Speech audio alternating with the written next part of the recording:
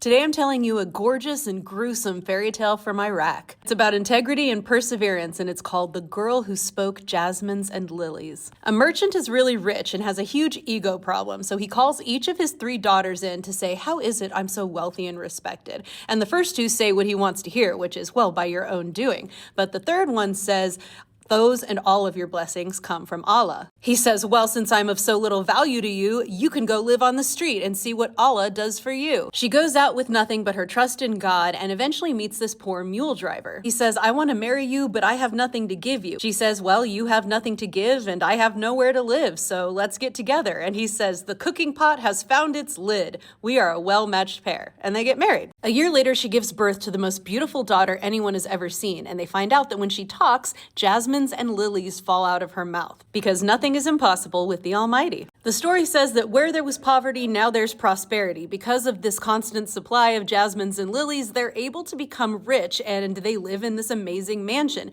And when our girl's 2 sisters hear that she's rich, they get really jealous. The Jasmine and Lily girl grows up. A prince, of course, wants to marry her, and so he comes and makes his proposal. She accepts. They call a judge to make a binding marriage agreement, but he has to go back to his kingdom to get things ready, and then she's going to come to him to have the actual wedding ceremony. The oldest of the jealous sisters says to the flower girl's mom, "Hey, let me and my daughter travel with her to keep her safe on her journey." And the mom says, "Sure." So as they're traveling on their journey, they go a few days when flower girl says, "Hey, aunt, will you please give me some water? I'm thirsty."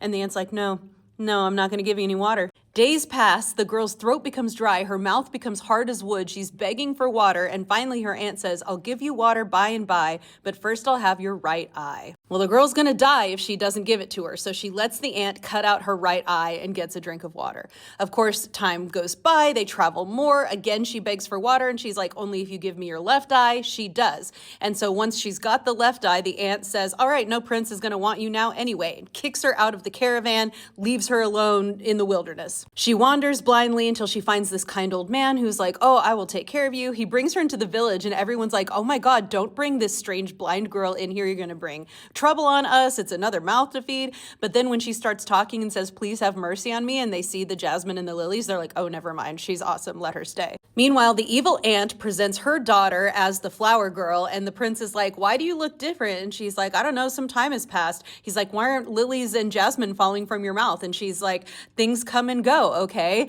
And he's like, "Where's the ring I gave you?" And she's like, "I lost it." And so he knows it's not her, but they've signed this contract and he can't get out of it, so what's he gonna do? Back in the village, blind flower girl tells the old man, "Hey, take this basket of lilies and jasmines and sell it in the city, but I want you to say specifically that you will only sell them for one eye."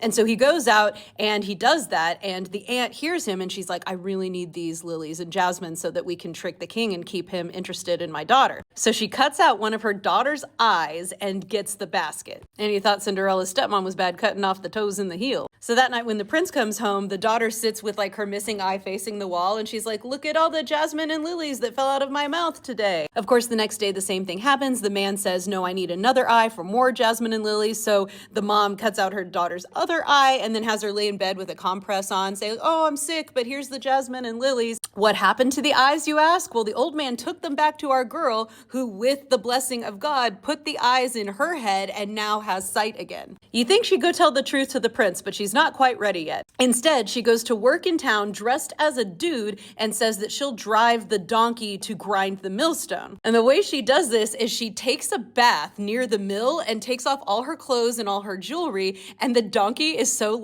enamored by how beautiful she is naked that it goes around and round just to see her again and again, and so she's able to make the donkey go faster than anyone who's bigger and stronger. So the prince eventually hears about this new donkey herding boy who is amazing at his job. He comes out and spies and sees the girl take off all of her clothes, and he's like, "Oh no, it's a hot woman. In fact, I think that's my bride." While she's in the water, he takes all her rings, and then she comes out of the water and she's like, "Oh no, my rings." And then he comes out and he's like, "I've got your rings, and I want you to tell me the truth of everything now." Because he saw the lilies fall when she said, "Oh no, my rings," and so he knows it's her. So she tells the whole story, and he brings her in and makes her his true bride. No punishment for the jealous aunt and her daughter. They just get to go back to their old city. Of course, the daughter's blind now because of her mom. And our girl lives happily ever after because she was true to herself like her mother and didn't give up.